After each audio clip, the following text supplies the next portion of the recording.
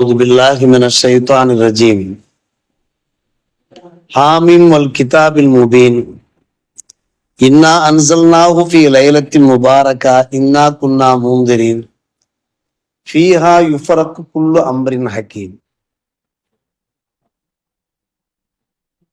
وقد ورد الخبر عن سيد البشر أنه قال صلى الله عليه وسلم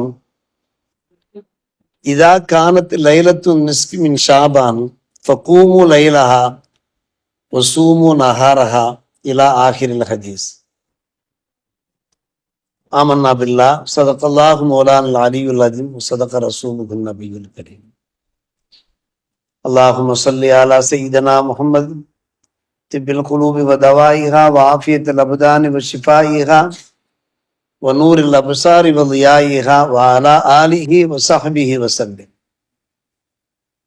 மேலான பெரியோர்களே, சகோதரர்களே, அல்லாஹ்வின் நல்லடியார்களே,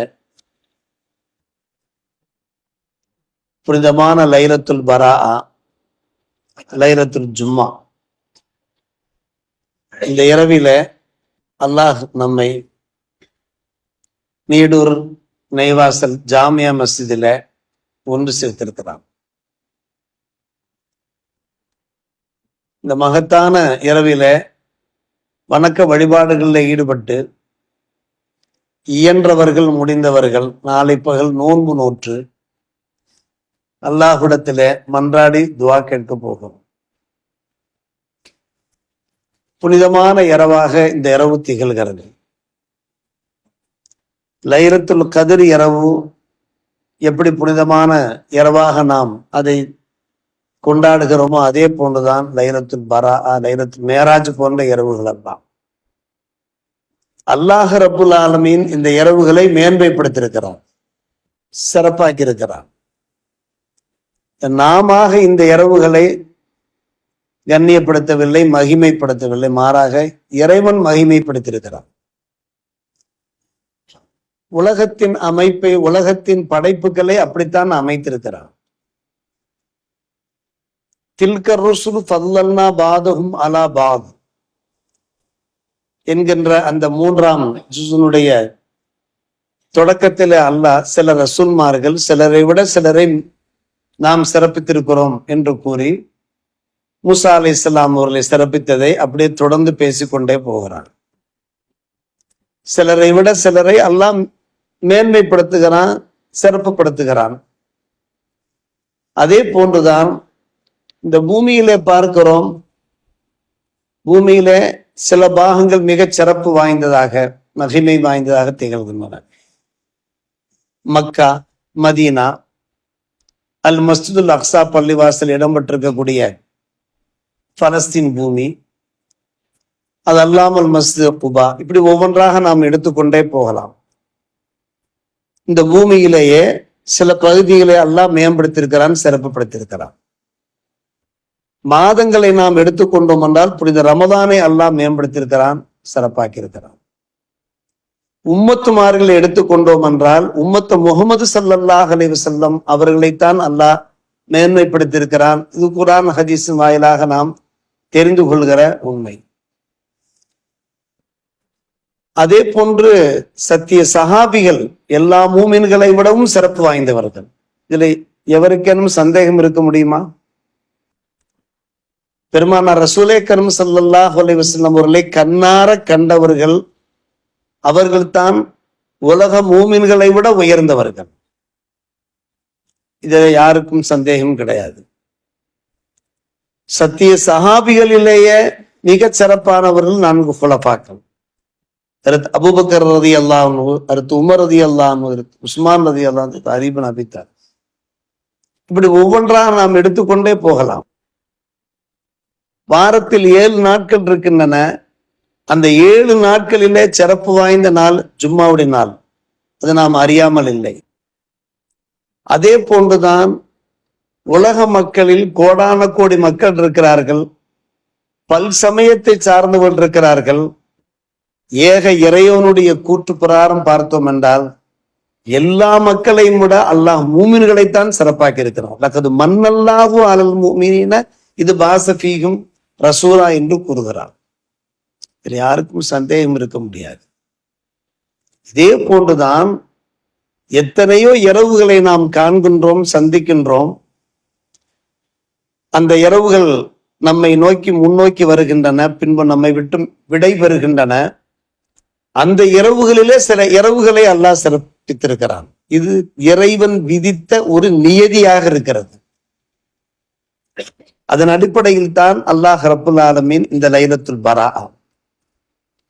பரா என்ற வார்த்தை குருவிலிருந்து பெயர்த்தெடுக்கப்பட்ட வார்த்தை. குரு என்றால் நீங்குவது, விடுதலையாகுவது என்பது பொருளாகும்.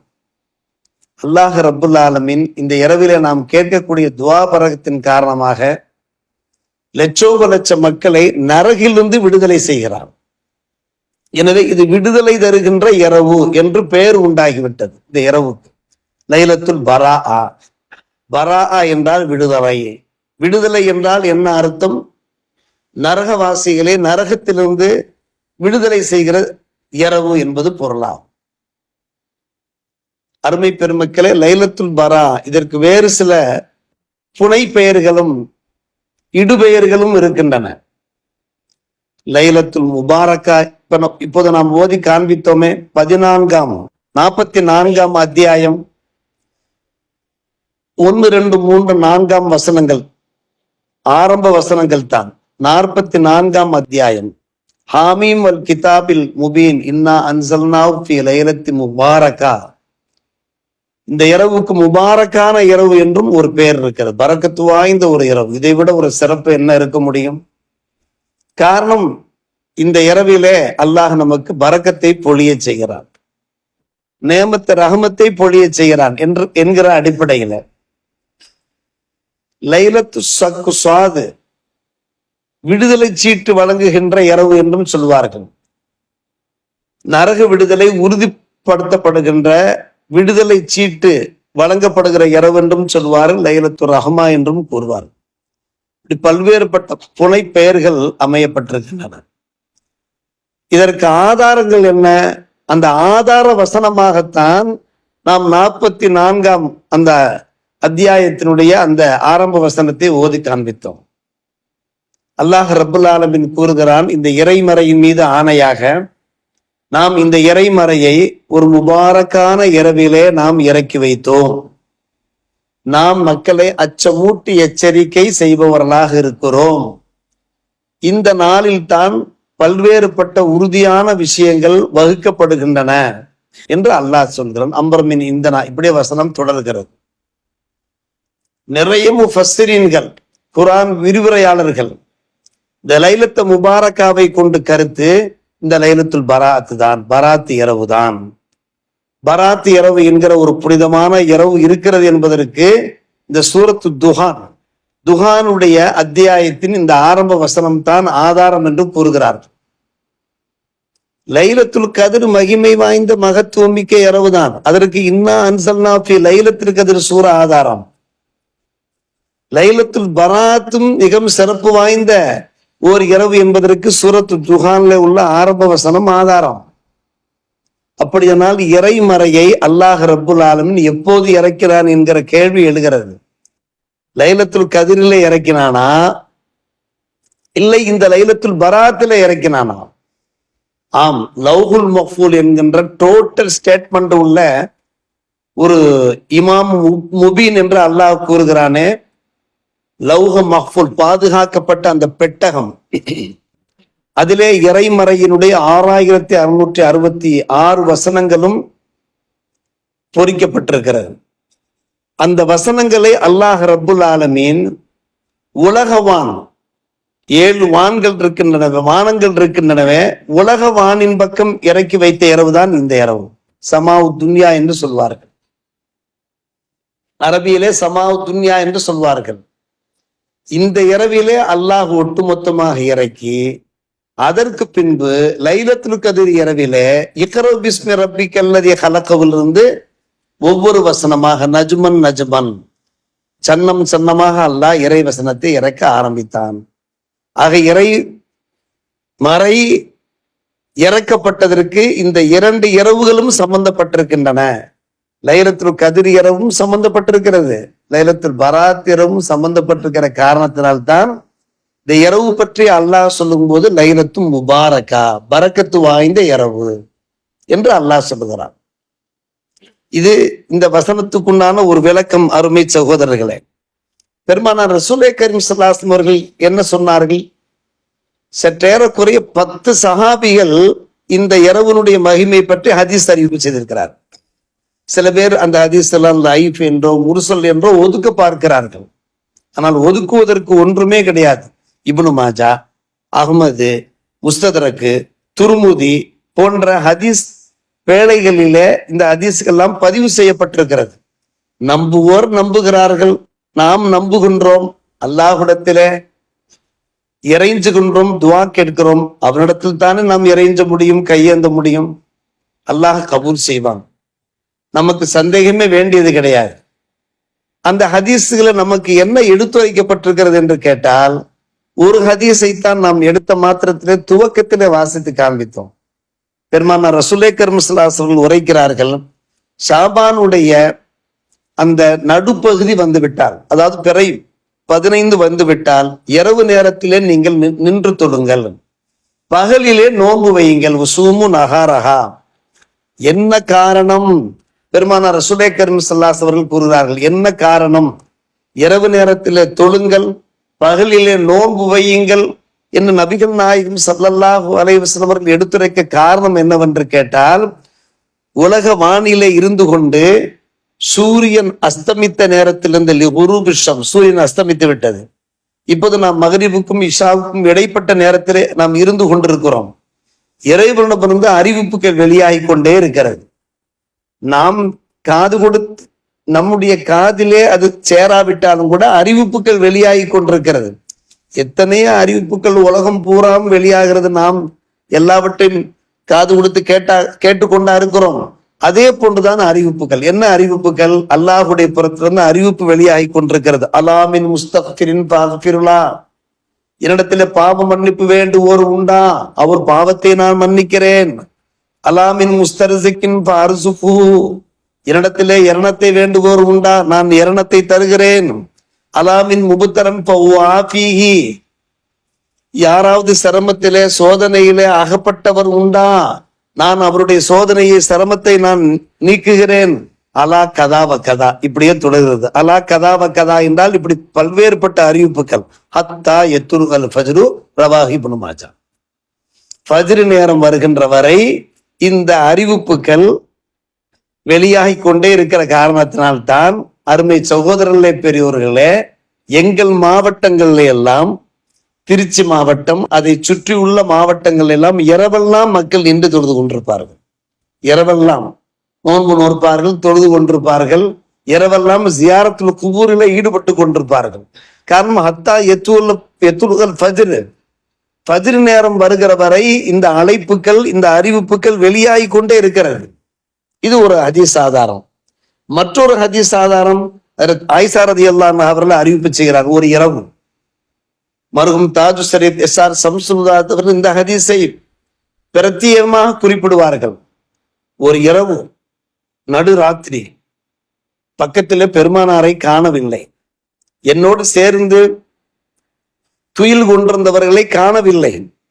உடனே நான் அவர்களை தேடி இரவோடு இரவாக நான் வெளியே புறப்பட்டால், பெருமானார் ரசூலே கரீம் ஸல்லல்லாஹு அலைஹி வஸல்லம் அவர்கள் ஜன்னத்துல் பக்கி, தாங்கள் புனித மதீனா சென்றிருந்தவர்கள் பார்த்திருப்பீர்கள், பாபுல் பக்கி என்கின்ற கேட் இருக்கிறது. அந்த கேட்டுக்கு நேராக நாம் சென்றோம் என்றால் அங்கே ஜன்னத்துல் பக்கி இருக்கும். அந்த மக்பராவிலே 10,000 சஹாபாக்கள் கிட்டத்தட்ட அடக்கமாயிருக்கிறார்கள். 10,000 சஹாபாக்கள்.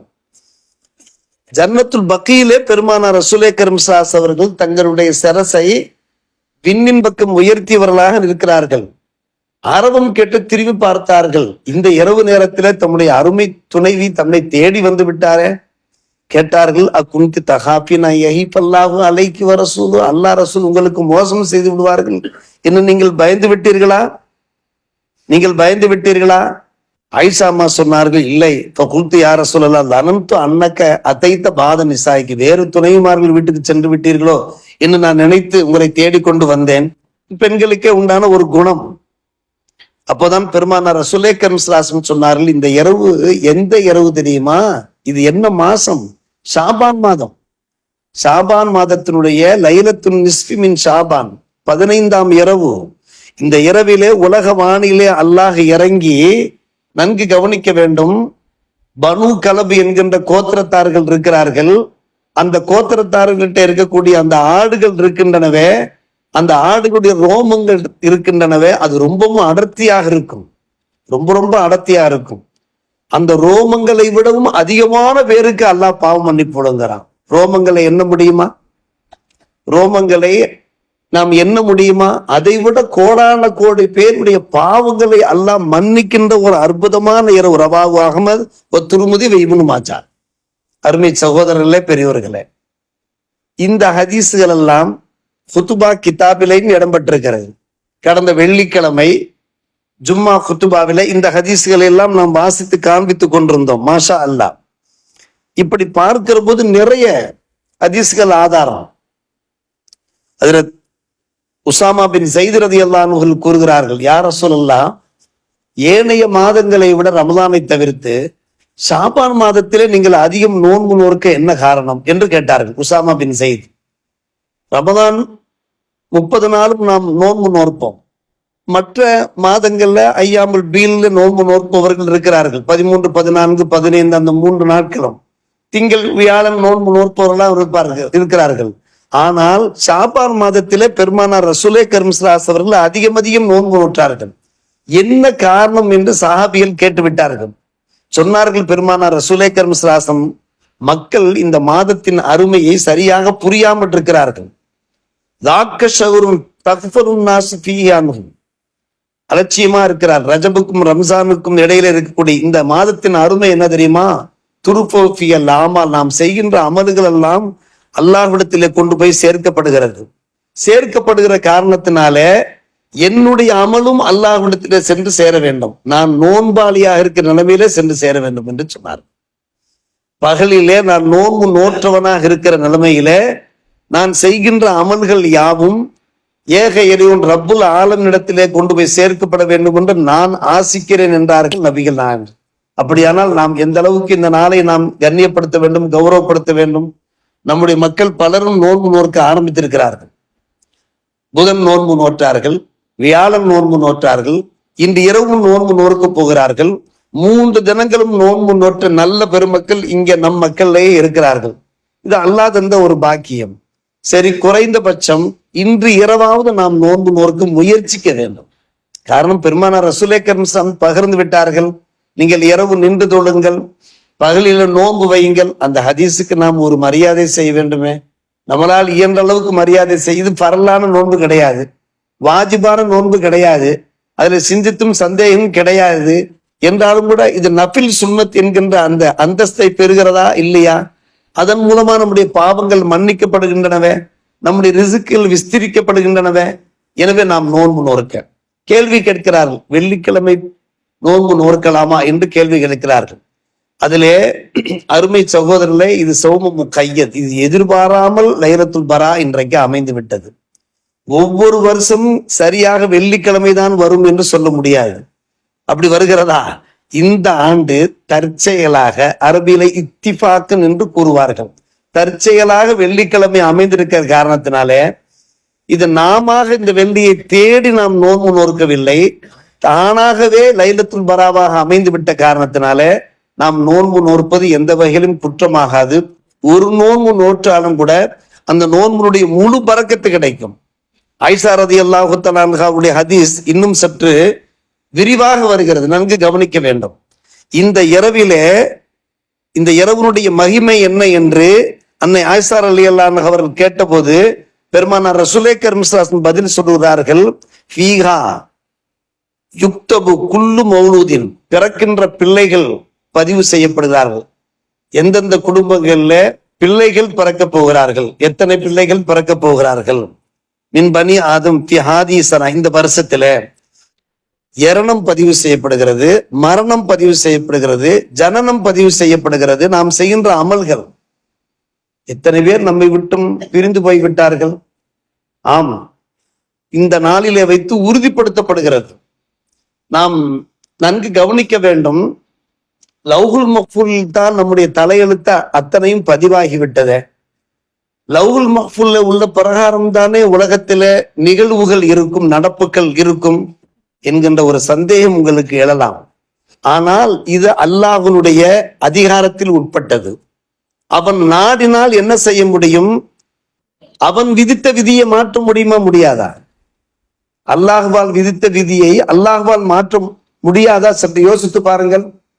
குர்ஆனில் அதற்கு ஆதாரம் இருக்கிறது.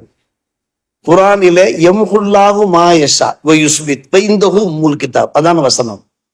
அல்லாஹ் தான் நாடியதை அழித்து விடுவான், நாடியதை தரிப்படுத்துவான், ஸ்ட்ராங் பண்ணுவான், உறுதிப்படுத்துவான். காரணம் இந்தஹு உம்முல் கிதாப், அவனத்தில் தான் அந்த கிதாபுகளுடைய தாய் லவ்ஹுல் மஹ்ஃபூல் இருக்கிறது.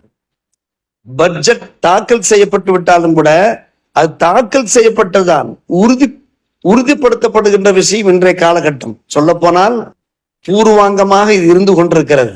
நாம் கேட்கிற அந்த துவாக்கள் மூலமாக அல்லாஹ் உறுதிப்படுத்துகிறான் என்று பார்க்கிற போது எத்தனையோ பட்ஜெட்டுகள் தாக்கல், 5 ஆண்டு பட்ஜெட் தாக்கல் பண்ணுகிறார்கள், 3 ஆண்டு, ஓராண்டு, 3 மாதங்கள். அந்த 3 மாதத்தினுடைய வரவு செலவு கணக்கெல்லாம் பார்த்து அதற்கு பின்பு திட்டங்கள் வகுக்கக்கூடியவர்கள் இருக்கிறார்கள். அதில் சற்று சேஞ்ச் பண்ணுகிறார்களா இல்லையா? மனிதர்கள் பட்ஜெட் தாக்கல் செய்துவிட்டு அதுல சேஞ்ச் பண்ணுகிற போது அல்லாஹ் அவனுக்கு முழு உரிமை இருக்கிறது, அதிகாரம் இருக்கிறது. நாம் செய்கின்ற நல்ல காரியங்கள் காரணமாக நாம் உறுதி எடுக்க வேண்டும். இந்த இரவு நேரத்தில் உறுதி எடுக்க வேண்டும். வரும் காலத்தில் யா அல்லாஹ் உன்னை நான் ஐவேளை தொழுவேன். புனித ரம்ஜான் நெருங்குகிறது. ரம்ஜான்ல நான் நோன்பு பிடிப்பேன். இயன்றவர்கள் ஏத்திகாஃப் இருப்போம். திருமறையை நான், அருள்மறையை நான் ஓதுவேன். இப்படி நாம் ஒரு உறுதி எடுத்துக்கொள்ள வேண்டும். இதனுடைய ஒரு பரக்கத்தின் காரணமாக நம்முடைய தலைவிதியில சேஞ்சஸ் ஏற்படுகிறது. நன்கு கவனிக்க வேண்டும். அதற்கு அந்த ஆயத்து தான் ஆதாரம். எந்த ஆயத்து? யம்ஹுல்லாஹு மா யஷா வ யுஸ்பித் வ இந்தஹு உம்முல் கிதாப். உம்முல் கிதாப் அவனுடைய கைவசம் இருக்கிற காரணத்தினால பல ஹதீஸ்களை பார்த்திருக்கிறோம். தர்மங்கள் வழங்குகிற காரணத்தினால ஏற்பட போகின்ற சோதனைகள் தட்டப்படுகிறது. தான தர்மங்கள் மூலமாக ரத்துல் பலா ஏற்படுகிறது. அதே போன்ற அமல்கள், நாம் செய்கின்ற வணக்க வழிபாடுகள் மூலமாக நம்முடைய அந்த ஆயுட்காலம் இருக்கிறது, அது நீட்டிக்கப்பட வாய்ப்பு இருக்கிறது. நிறைய உலமாக்கள் நம்மிடத்துல பேசியிருக்கிறார்கள். உங்களுடைய ரிஸ்க் விஸ்தரிக்கப்பட வேண்டுமா, உங்களுடைய ஆயுள் அதிகரிக்கப்பட வேண்டுமா, நீங்கள் உங்களுடைய உற்றார் உறவுகளோடு ஒட்டி வாழுங்கள். அப்படியானால் ஒட்டி வாழ்கிற போது ஏற்கனவே விதிக்கப்பட்ட அந்த ஆயுள் இருக்கிறது, அது விஸ்தரிக்கப்பட வாய்ப்பு இருக்கிறது. இல்லாவிட்டால் எப்படி பெருமானார் சொல்வார்கள்? ஏற்கனவே நமக்கு ஒரு 50 வருடம் தான் வாழ்வோம் என்று இருக்குமானால், நாம் வாழ்கின்ற போது நல்லவர்களாக வாழ்ந்தோம் என்றால், வணக்க வழிபாடுகளோடு வாழ்ந்தோம் என்றால், உற்றார் உறவினர்களோடு இணைந்து அவர்களுக்கு உதவி நாம் வாழ்ந்தோம் என்றால், அதனுடைய ஒரு பரக்கத்தின் காரணமாக இன்னும் ஒரு 10 ஆண்டுகளை அல்லாஹ் அதிகரிக்க வாய்ப்பு இருக்கிறது. அதற்கு அந்த ஹதீஸ் ஆதாரமா இருக்கிறது. இந்த ஹதீஸை எல்லாம் யாரும் மறுக்கவே முடியாது. அதன் காரணமாக தான் யாசின் சூறாக்கள் ஓதினோம். சில பேர் கேட்கலாம், எல்லாம் முடிஞ்சு போச்சு, ஏன் நம்ம இந்த மாதிரிலாம் துவா கேட்கிறோம் என்று கேட்கலாம். இந்த ஹதீஸ்களுக்கு என்ன பதில் சொல்வீர்கள்? இந்த ஆயத்துகளுக்கு என்ன பதில் சொல்வீர்கள்? அல்லாஹ் மட்டுமல்ல, அல்லாஹ்வுடைய திருத்தூதரும் நமக்கு எடுத்துரைத்துக் கொண்டிருக்கிறார்கள். பல்வேறுபட்ட வணக்க வழிபாடுகள் மூலமாக, அமல்கள் மூலமாக நம்முடைய இரணங்களிலே ஒரு பரக்கத்து உண்டாகும். ஹலாலான ரிசுக்கையே நாம் சம்பாதிக்க வேண்டும் என்று நாம் நினைத்தோம் என்றால், அந்த ஹலாலிலே அல்லாஹ் மிகப்பெரிய பரக்கத் செய்வான். உறுதி எடுத்துக்கொள்ள வேண்டும். இந்த இரவு இருக்கிறது அன்பான பெருமக்களே, பாவ மன்னிப்பு வேண்டுவோர் உண்டா என்று அல்லாஹ் கேட்கிறான் என்றால், பாவ மன்னிப்பு வேண்டுவோர் உண்டா, நான் பாவ மன்னிப்பு வழங்குகிறேன் என்று அல்லாஹ் சொல்லுகிறான் என்றால், நாம் நல்ல முறையில பாவ மன்னிப்பு கேட்க வேண்டும். பாவ மன்னிப்பு கேட்பது என்றால் என்ன பொருள்? தௌபா செய்வது என்றால் என்ன பொருள்? ஏற்கனவே செய்த பாவத்தை எண்ணி வருத்தப்பட வேண்டும். நம்பர் 1, வருத்தப்பட வேண்டும். அதே போன்று இப்போது பாவம் செய்யவும் கூடாது. குடித்ததற்காக வருத்தப்படுவதோடு இப்போது குடியை நிப்பாட்ட வேண்டும். நிகழ்காலத்தில் நிப்பாட்டவும் வேண்டும். அதே போன்று எதிர்காலத்திலே இனி நான் குடிக்க மாட்டேன், ஒரு உதாரணத்துக்காக சொல்லுகிறேன், குடிக்க மாட்டேன் என்கிற உறுதியும் எடுத்துக்கொள்ள வேண்டும். இதான் தௌபா நசுஹா என்று சொல்லப்படுகிறது. இதற்கு மேல அன்பான பெருமக்களே நன்கு கவனிக்க வேண்டும். ஏதாவது ஏடாகுடமா நாம் தவறு செய்து விட்டாலும் அல்லாஹ் மன்னிக்க போதுமானவனாக இருக்கிறான். அல்லாஹ் மன்னிக்க போதுமானவனாக இருக்கிறான். எத்தனை முறை நாம் வேண்டுமென்று நாம் தவறுகள் செய்து கொண்டிருக்க கூடாது. எதிர்பாராமல் ஏதாவது தவறுகள் வெளிப்படுமானால் அல்லாஹ் மன்னிக்க போதுமானவனாக இருக்கிறான். காரணம், ஆதம் அலைஹிஸ்ஸலாம் அவர்களே என்ன செய்தார்கள்? ரப்பனா வலமுனா அன்ஃபுஸனா வ இல்லம் தக்ஃபிர்லனா வ தர்ஹம்னா என்று கேட்டார்கள். எங்கள் பாவத்தை நீ மன்னிக்காவிட்டால் இறை தூதர்களை விட நாம் உயர்ந்தவர்களா? அவர்கள் என்ன பெரிய பாவங்கள் செய்து விட்டார்கள். ஆனால் எங்கள் பாவத்தை நீ மன்னிக்காவிட்டால் யா அல்லாஹ், எங்களுக்கு நீ கருணை காட்டாவிட்டால் நாங்கள் நஷ்டவாளிகளாக ஆகிவிடுவோம் என்று அவர்களே பாவ மன்னிப்பு கேட்டார்கள் என்றால் நாம் நிச்சயமாக பாவ மன்னிப்பு கேட்டாக வேண்டும். நல்லோர்கள் பெரியோர்கள் ஒரு அழகான துவா கேட்பா, இலாஹி லஸ்து லில் ஃபிர்தௌஸ் நுசுலா வலா அக்வா அலா நாரில் ஜஹீமி தஹபிலி தௌபத்தம் மின் துனூபி இன்னக்க காஃபிரு தம்பில் அதீமி வயின் தக்ஃபிர் அன்த லிதாக்க அருளும் வயின் தத்ரு தமை யக்ஃபிரு துனூபா என்று கேட்பார்கள். தங்களை தாழ்த்தி கொண்டு கேட்பார்கள், யா அல்லாஹ், நான் ஜன்னத்துக்கு தகுதி உள்ளவனாக இல்லை. இலாஹி லஸ்து லில் ஃபிர்தௌஸி அஹ்லா ஆனா வலா அக்வா அலா நாரில் ஜஹீமி, நரக அதாபை என்னால் தாங்கிக் கொள்ள முடியாத யா அல்லாஹ் கேட்பார்கள். நான் எந்த அளவுக்கு பெரிய அமல்கள் செய்திருக்கிறேன், நான் ஜன்னத்துக்கு தகுதி உள்ளவனோ இல்லையோ, ஆனால் நீ நரகத்தை படைத்து வைத்திருக்கிறாயே, அந்த நரக அதாபை என்னால் தாங்கிக் கொள்ள முடியாதே யா அல்லாஹ், ஃபஹப்லி தௌபத்த மின் துனூபி, என் பாவங்களிலிருந்து தௌபாவை நீ வழங்கு. இன்னக்க காஃபிரு தம்பில் அதீமி, நீ பெரிய பெரிய பாவங்கள் எல்லாம் மன்னிக்க கூடியவன் யா அல்லாஹ். நன்கு கவனிக்க வேண்டும் அன்பான பெருமக்கள். இன் தகுஃபிர், நீ மன்னித்து விட்டால் அந்த லிதாக்க, நீ மன்னிக்க தகுதியானவன். வயின் தது, எங்களை நீ விரட்டி விட்டால் அதெல்லாம் உன்னை மன்னிக்க மாட்டேன், எக்கேடும் கெட்டுப்போய் என்று விரட்டி விட்டால் ஃபமை யஃபிரு துனூபி, யார் என் பாவங்களை மன்னிப்பா? உன்னை தவிர வேறு இறைவன் இல்லையே. கையேந்துவதானால் உன்னிடத்தில் தான் கையேந்த வேணும். நீ மன்னிக்காவிட்டால் இன்னொரு இறைவன் கிடையாது. வேறு எந்த இறைவனிடத்துல நான் செல்கிறேன்? நமக்கு ஓர் இறைவன் தான், இரண்டாவது இறைவன் இருக்கிறானா? நீ மன்னிக்காவிட்டால், நீ உதறிவிட்டால், உதாசீனப்படுத்தி விட்டால் இரண்டாவதாக நான் எவரிடத்துல செல்வேன்? நம்முடைய முன்னோர்கள் இந்த பாடலை பாடினார்கள். இந்த பள்ளிவாசல்ல வாசல் படி ஏறும் போது இலாஹி லஸ்து லில் ஃபிர்தௌஸி அஹ்லா, நான் கேட்டிருக்கிறேன், காதால் கேட்டிருக்கிறேன். உங்களுடைய தந்தைமார்கள் தான், உங்களுடைய பாட்டன்மார்கள் தான் என்ன செய்வார்கள்? பள்ளிவாசல்ல ஏறும் போதே இது போன்ற அந்த துவாக்களை ஓதியவாறு ஹஜ்ஜாஜிகள் துவா கேட்பார்கள். அருமையான முறையில துவாக்கள் கேட்பார்கள். யா அல்லாஹ், என்னுடைய பாவங்கள் பெண்ணும் பெரியதாக இருக்கிறது, அதிகமான பாவங்கள் செய்து விட்டேன். ஆனால் ஒரு விஷயம் உண்மையா அல்லாஹ், ஒரு விஷயம் உண்மை, நாங்கள் செய்திருக்கிற பாவங்களை விட உன்னுடைய ரஹமத்து விசாலமானது, உன்னுடைய மன்னிப்பு விசாலமானது. எனவே நீ எங்களை மன்னித்துக்கொள். நாம் செய்த பாவங்கள் பிரம்மாண்டமானதா, அல்லாஹ் நமக்கு வழங்குகின்ற மன்னிப்பு பிரம்மாண்டமானதா விசாலமானதா என்றால் இப்படி கேட்பார்கள். உன்னுடைய மன்னிப்பு விசாலமானதாயிற்ற, நாங்கள் செய்த பாவங்களை விடவும் உன்னுடைய மன்னிப்பு விசாலமானதாயிற்ற, எனவே எங்களுடைய பாவங்களை இப்படித்தான் நாம் கேட்க வேண்டும். குறிப்பாக இந்த இரவிலே கேட்க வேண்டும் அருமை சகோதரர்களே, பெரியோர்களே. எனவே நாம் என்ன செய்ய வேண்டியிருக்கிறது? இந்த இரவிலே செய்ய வேண்டிய அந்த நல்ல அமல்களை எல்லாம், தாபீன்கள் இருக்கிறார்கள், தாபீன்கள் இருக்கிறார்கள், நல்லோர்கள் நாதாக்கள் இருக்கிறார்கள், எல்லோருமே என்ன செய்திருக்கிறார்கள்? இந்த இரவை சிறப்பித்திருக்கிறார்கள், கண்ணியப்படுத்தியிருக்கிறார்கள். ஹதீஸ் கிதாபிலே மற்றும் ஃபிக்ஹ் கிதாபிலே இதற்கு நிறைய ஆதாரங்கள் இருக்கிறது, நாம் பார்க்கிறோம். அன்பான பெருமக்களே, அத்தோடு நாம் என்ன செய்கின்றோம்? இந்த இரவிலே நாம் ஜியாரத்துல் குபூர்ல ஈடுபடும் நேரம் நெருங்கி கொண்டிருக்கிறது. கபராளிகளை நாம் மன்னரை வாசிகளை நாம் தரிசிக்கணும். காரணம், பெருமானார் ரசூலே கரீம் ஸல்லல்லாஹு அலைஹி அவர்கள் ஜன்னத்துல் பக்கீ சென்று அவர்கள் ஜியாரத்துல் குபூர்ல ஈடுபட்டார்கள். ஹதீஸ் கிதாபுல பார்க்கிறோம். அதன் அடிப்படையில நாம் ஜியாரத்தை செய்கிறோம், ஈசார சவாப் செய்கிறோம். நிறைய விவரங்கள் இருக்கிறது. நான் சுருக்கமாக நான் சொல்லுகிறேன். காரணம், நாம் செய்கின்ற நன்மைகள் நிச்சயமாக அவர்களை சென்று சேரும், அதுல சிந்தித்தும் சந்தேகமே கிடையாது. நம்முடைய நற்கருமங்கள் காரணமாக யாருக்காக நாம் ஈசால் சவாப் செய்கின்றோமோ, நன்மையை சேர்க்கின்றோமோ, நன்மை கண்டிப்பாக சேரும் என்பதற்கு இப்னு ரலியல்லாஹு அன்ஹு அறிவிப்பு செய்கிறார்கள்.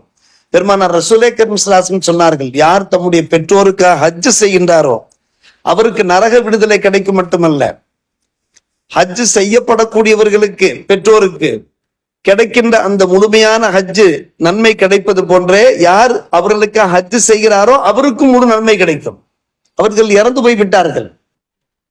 அன்பான பெருமக்களே, ஒரு முக்கியமான மசாயில் என்னவென்று கேட்டால், பெற்றோர் இறந்து போகிறார்கள், வசியத்து செய்துவிட்டு இறந்து போனார்கள் என்றால் அந்த வசியத்தை நிறைவேற்றுவது அவசியம். எனக்கு மரணம் நெருங்கிவிட்டது, எனவே என்னுடைய சொத்திலிருந்து ஒரு 5000 10,000 ரூபாய் எடுத்து ஏழை எளியோருக்கு கொடுத்து விடுங்கள் என்று வசியத்து செய்துவிட்டு சென்றால் அது அவசியம். அந்த வசியத்தை நிறைவேற்றுவது அவசியம். அப்படி வசியத்தை நிறைவேற்றி செல்லாவிட்டால் நாம் அவர்களுக்காக செய்கின்ற நன்மைகளில் நிறைய நன்மை கிடைக்கும். நாம செய்கிற போது, நாம் இஷ்டப்பட்டு செய்கிற போது. அதில் சாது பின் உபாதா ரலியல்லாஹு அன்ஹு கூறுகிறார்கள், என்னுடைய அன்பு தாய் இறந்து விட்டார்கள்.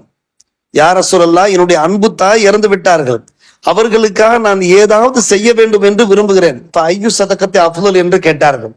என்ன மாதிரியான தர்மம் செய்யலாம் என்று கேட்டார்கள். நாமும் காது கொடுத்து வாங்கி கேட்டுக்கொள்ள வேண்டும். நிறைய பேர் என்னிடத்துல வந்து கேட்பார்கள், தந்தை இறந்து விட்டார்கள், தாய் இறந்து விட்டார்கள், அவர்களுக்காக நான் என்ன செய்யலாம் ஹஜ்ரத், நீங்க யோசனை சொல்லுங்க.